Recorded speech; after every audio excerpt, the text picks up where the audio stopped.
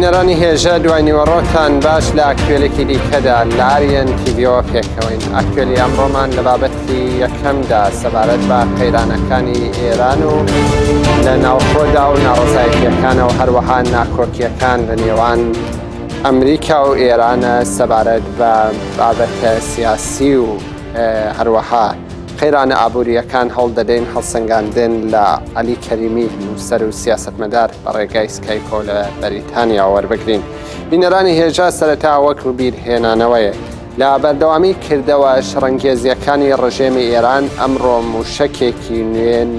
نمایشکرا. مراسمی نمایشکردنی ئەو موشەکە نوێ بە ئامادەبوونی وەزیری بەرگری کۆماری ئیسلامی ئێران ئەمیر حاتەمی بەڕێوەچوو. موشەکە ناوی فاتح مبەیەنەوە ڕاگەیەنراوە کە توانای پێکانی ئامانجیەکانی لە وشکانی و دەریاییدا هەیە. لەم نێوەندەدا کە دوێنێ سەرچاوەکانی ئێرانی ڕایان گەیان کە عەلی خامنەیی ڕێبەری ڕژێمی ئێران لە میانەی کۆبوونەوەیەک داوێڕای بە هەڵە ناوبردنی دانوستانە ئەتۆمیەکەی لەگەڵ وڵاتانی ڕۆژاوایی وتوویەتی بەهۆی پێداگیری ژمارەیەک لە بەرپرسانەوە خەتە سوورەکان تێپەڕێنران و منیش تووشی هەڵە بووم. خامنەیی هۆکاری خەیرانی ئابووری لە ئێران بۆ بێپلانی دەوڵەت گەڕاندوێتەوە و توویەتی شەڕ و نادات و دانوستان ناکەین. شایانی باسە لە ئێستادا بەهۆی پەرەپێدانی بەرنامە موشکیەکان و سیاسەتە شەڕەنگێزیەکانی ئێران، ئەمریکا و هاوپەیمانەکانی گوشاری دیبلۆماتی و ئابووریەکان بۆ سەر ئێران چەڕتر بووەتەوە و چاودێرانی سیاسی سەبارەت بە هەڵگیرسانی شەڕ لە ناوچەکە وشتاری دەدەن.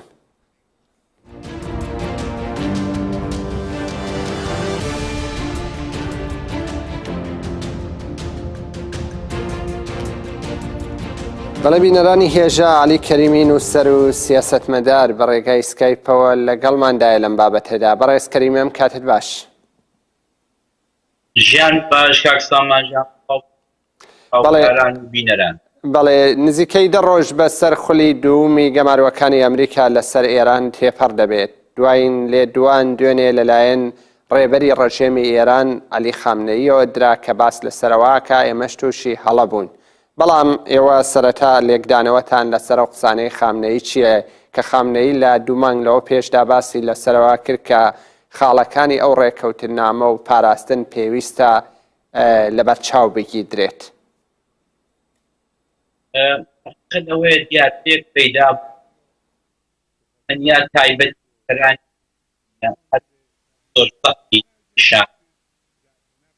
بەڵام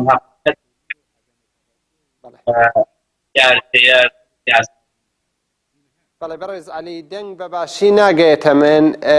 بۆیە ئەگەر بتوان هەندێک زیاتر دەنگتان هەڵێنن یاخۆتان لە مایکرۆفۆنی کامپیوتەرەکەتان نزیککەنەوە باش دەبێتن. فەرموو. زۆر دەنگ دەداتەوە. ئێستا چۆنە؟ ئێستا باشترە. فەرموو. بەڵام دەنگی ئێوە نایە بۆ من. بەڵێ دەنگی ئەمە دەویستی؟ ئێستا باش. بەڵێ فەرموو. باش.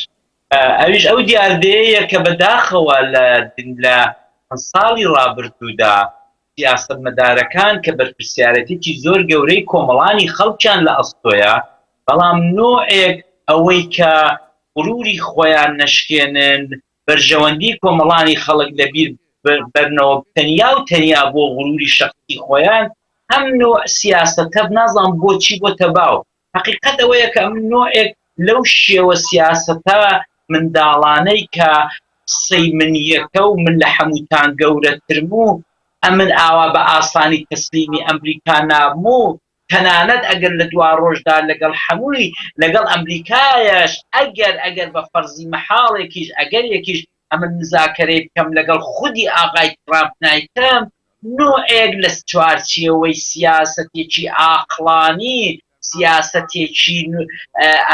گەورە ئیسانی گەورە و عاقڵ چوو بوو دەرێ، نوعێک منداڵ بازاری پێوە دیار بوو. بەداخەوە هەرچەن تەمەنی ئاغای خامنەیی لەوانە گوزەراوە، بەڵام ئەم شێوە سیاسەتکردنە لە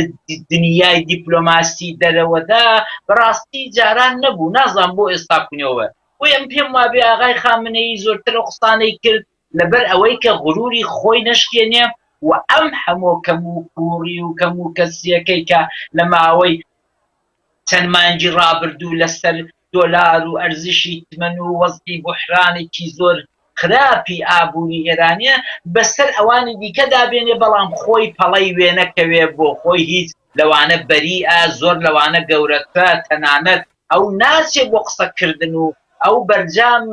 پێی بکەن کە خەتی سوور بەڕێمەکەن بەڵام ئەوان هەر کردیان بەڕێی من ئەمە زۆرتر ئەوەیە کە ئەو تەقەدوسە ئەو مقەدەساتە وەکو ڕەحبەری ئیمام بۆ ناو کۆمەڵانی خەڵکی ئێرانیە پێیان بڵێ کە هەر وەک جاران بە ئیقتدارە هەر وەک جاران ماوەتەوە هەر وەک جاران دانانەوێنێت ئەوە تا ئەسان من هەر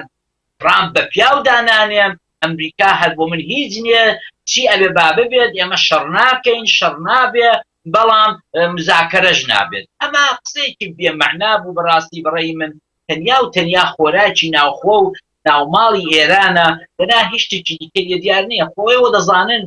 خەڵکێکی زۆر کە ئێستا جۆی لە قسەیەمێت لە بیریانە کە خومینی لەسەر شەڕی ئێران و عێراقێ چەند سوار بوو چەند مەغرور بوو چەند یەکدەندە بوو بەڵام داخرەکەیدا کە عیلاجی نەبا هاتە سەر تەلەڤیزۆنی وتی جامێکی ژەهرە دەیخۆمەوە و چوو بۆ ناو پرۆسەی سوڵح و لەگەڵ عێراقیش ئاتەش بەستیان کرد و زەرەر و زیانەکەشی کە قاجاران سەدام دەیهەویست حاضر بوو بە دڵ و بەجیان شەڕەکەی لە کۆڵ بێتەوە زەرەر و زیانی ئێرانشدا ئەویش فەرامۆشکا و ئێران تەقریبەن وەکو شکست لە شەڕەکەی هاتە دەرێت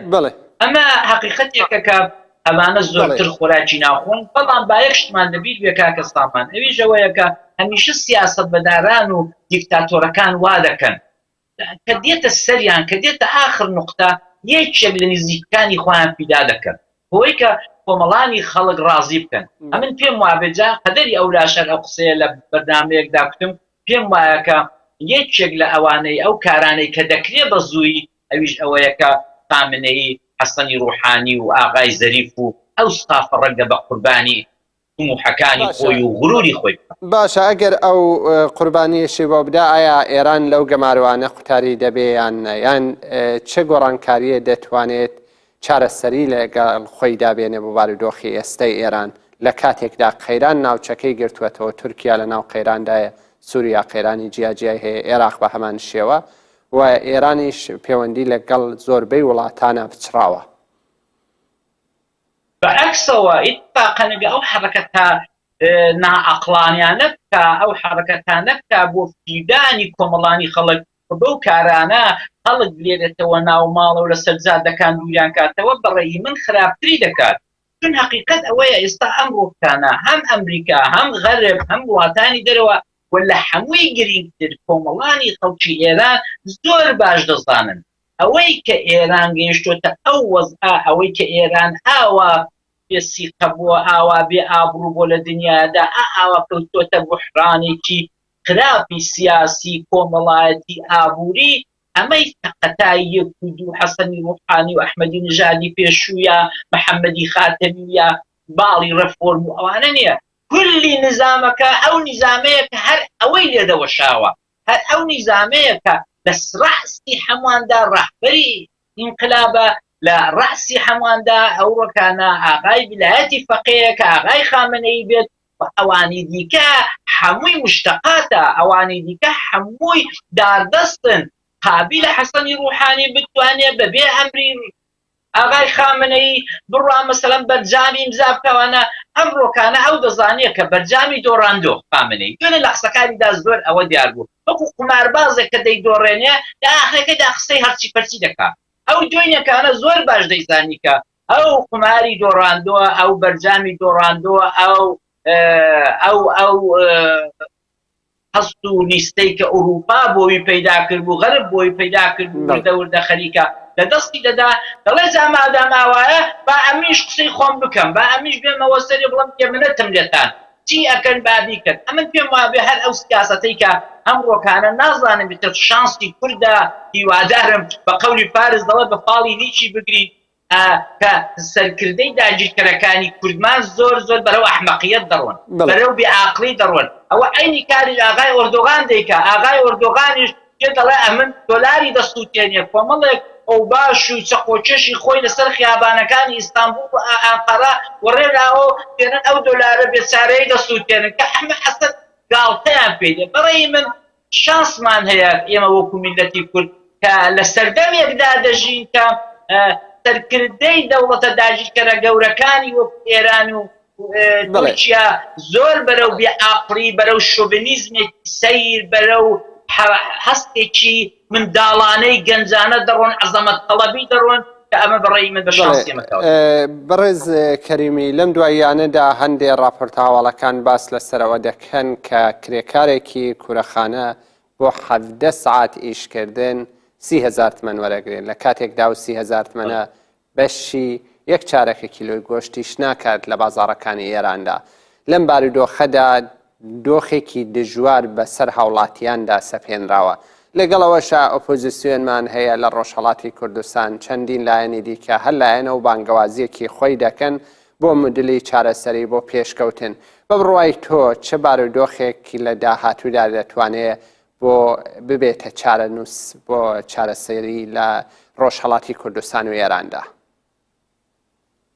ڕۆژهەڵاتی کوردستان دەتوانم بڵم بەخۆشیەوە پاش 40 ساڵان کۆمەڵێک شانسی باش بەرەو دەرگاکەی دێ و لە دەرگاکەی دەدا. چەندین ئۆپشن و چەندین هەڵبژاردەی باشمان لە پێشە کە بەڕاستی دەبێت بیان خۆزینەوە. ئەم ڕۆکانە لەگەڵ 10 ساڵەوەی پێش 15 ساڵەوە پێش جیاوازێکی یەکجار زۆر هەیە و دنیایەک هیوا و ئومێد کراوەتەوە بە شەرتێک ئێمە وەکو ئۆپۆزیسیۆنی کوردی ڕۆژهەڵات بەرامبەر کۆماری ئیسلامی بتوانین کەلکی لێوەربگرین، بتوانین عاقڵانە سیاست بکەین. حقیقەت ئەوەیە کە ئێمە لە ڕۆژهەڵاتی کوردستان بە ماوەی 40 ساڵ بەعام بەڵێمان نەکتۆوە لەگەڵ باڵی ڕێفۆرم و ئەم درشتانە لەولا ڕەنگە مەسەڵەن یەک دوودانە سەرکردە و شتیوە لایقێکیان نیشاندا بێت و ئەوانە، بەڵام حقیقەت ئەوەیە کە ئێمە وەکو خەباتی ڕۆژهەڵاتی کوردستان نەتەوەی کورد هەمیشە و دایم سوور بووین. ئەم ڕۆکانە بەڕێی من باشترین شت ئەوەیە کە ڕیزەکانمان یەکخەین، بتوانین بە یەکەوە پلاتفۆرمێکی هاوبەشدا بنین، بتوانین ستادێکی مشتەرەکی ڕەهبەری متبەقێکی ئیستراری و زەروری دابنین لە سیاسەتمەدارەکان، لە سەرکردەکان، لە چینی توێژی ڕۆشنبیر و ڕووناکبیر و ئاکادمی و نوخبەی سیاسی. حقیقەت ئەوەیە ئەوان دەبێ بێنە سەر ئەو باوەڕێی کە تەنیا و تەنیا ڕزگاری ڕۆژهەڵاتی کوردستان و سیاستکردن بەعام لە مقابل دشمناندا، لە مقابل کۆماری ئیسلامی، لە مقابل ئەو بوحران و قەیرانەی کە هاتۆتە پێشێ دوا ڕۆژ تونتر دەبێت، خراتر دەبێت. ئەمە کاری حیزبێک و دوو حیزب و نەفەرێک و دوو نەفەر و سیاسەتمەدارێک نییە، دەبێت بەڕاستی بە دەستە جەمعی بە حەوڕا بە هەمومان پێیەکەوە بە باشترین شووری لێ بخۆین، باشترین هەڵبژاردەکان و گزینەکان هەڵبژێرین کە بەڕێی من شانسمان یەکجار زۆرە. هەر حیزبەی بۆ خۆی بڕوا دەستکا بە خەباتی چەکداری، ئەوی دیکە ڕەتی کاتەوە فڵان ڕۆشەبیر ڕەخنی لێ بگرێ، ئەوی دیکە بە نەخێر شەق دەزانێت خۆناغ لەکوێیە. ئەوانە ئەم دیالۆگانە لە نێوان ئێمە و ڕۆشنبیر و نوخبەی سیاسی و ئەحزابی سیاسیدا بەڕاستی داهاتوویەکی باشی بۆ نابین. باشترین شت ئەوەیە کە هەمومان تەواضع بین، هەمومان تەواضعێکی باش بەخەرج بدەین، بێنینە سەربێزی گفتگۆ، دەست دەملانی یەکتر بکەین و خۆمان ئامادە بکەین بۆ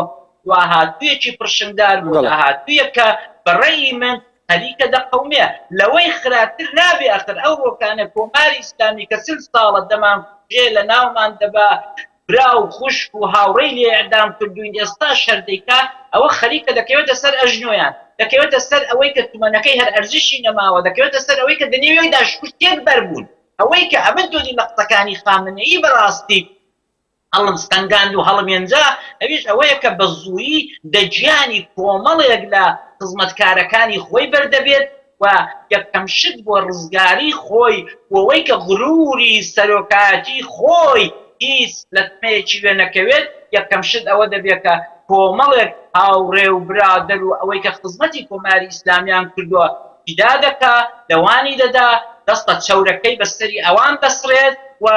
ڕەشەی یەکەم و کاندیدی یەکەمیش بۆ ئەوانە باڵی ڕەفۆرمە کە باسی بەرجامیان دەکرد، باسی حەسەنی خانیە. بەڵێ بەڕێز کەریمی، دیارە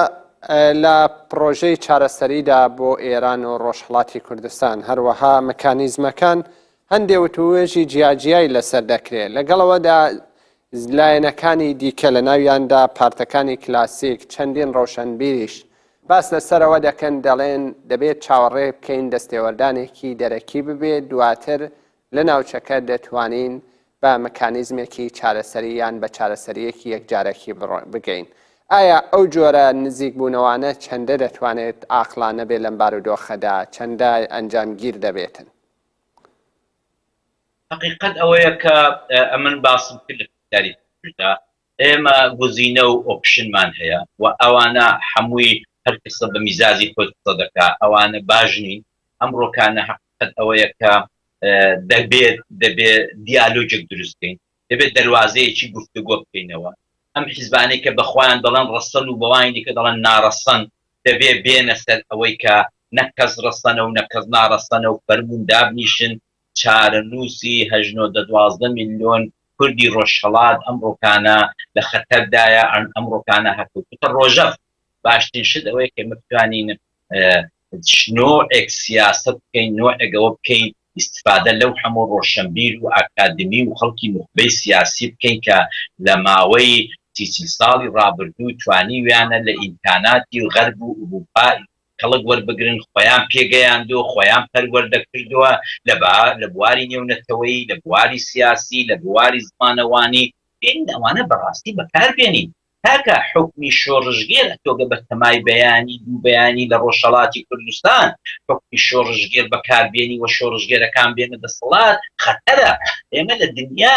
دنیاەدا لە ماوەی 100 ساڵی ڕابردوودا و تایبەت دوای حەربی عالەمی دووەم کە لە زۆر وڵاتی لاتین ئەمریکا و ئاسیای دوور و ڕۆژهەڵاتی ناوەڕاست شۆڕژگێرەکان هاتوونە سەرکار و حکمیان بەدەستەوە گرتووە، لە نیهایەتی خۆیاندا کە حکمی دەسەڵات دەگرنە دەست زۆر خراپ دەبن، زۆر دەسەڵاتێکی خراپ بەکاردێنن و بە دیکتاتۆری تەواوی دەکەن. گەورەترین نمونەی هەر ئەوەی کە شۆڕژگێرەکان لە باشووری کوردستان لە 91 هات دەسەڵاتیان گرتە دەست بزانە چ کارە ساتێکیان کرد. بەڕێی من ئەو ڕۆکانە دەبێ ئەم حیزبانە کە وەکو پێناسەی شۆڕژگێر خۆیان دەناسێنن باشترین شت ئەوەیە کە دەستێک لە مێژوو وەربگرن. شۆڕژگێر بۆ زۆر شت دەبێ احترامی بۆ دابنێ، دەبێ بە گەورەی بنرخێنی زەحمەتەکانی هەمووی. بەڵام حقیقەت ئەوەیە کە زۆر زەعیفن، زۆریان شکست خواردووە لە بەڕێوەبردننی شار. ئەوان بۆ بەڕێوەبردن و بۆ حکومداری بۆ شار دروست نەبوون، ئەوان بۆەوە دروست بوون کە لە ماوەیەکدا شۆڕژ بکەن، شۆڕژگێر بن و لە قۆناغێکەوە بۆ قۆناغێکی دیکە خەباتی پیلەتێک بگوازنەوە. دوای ئەوەی دەبێت تەسلیمی کاری دیکەی بکەن، منداڵەکانیان بکەن کە ئەوان تێخنۆقراتن، ئەوان ئاکادمی و ئەوان دەزانن حکمی شار. بەڵێ نووسەر و سیاسەتمەدار عەلی کەریمی گەلێک سپاس دەکەین بۆ بەشداری. سپاس بۆ تۆ کاکە سامان و سپاس بۆ سپاستانەکەین. بەڵێ بینەران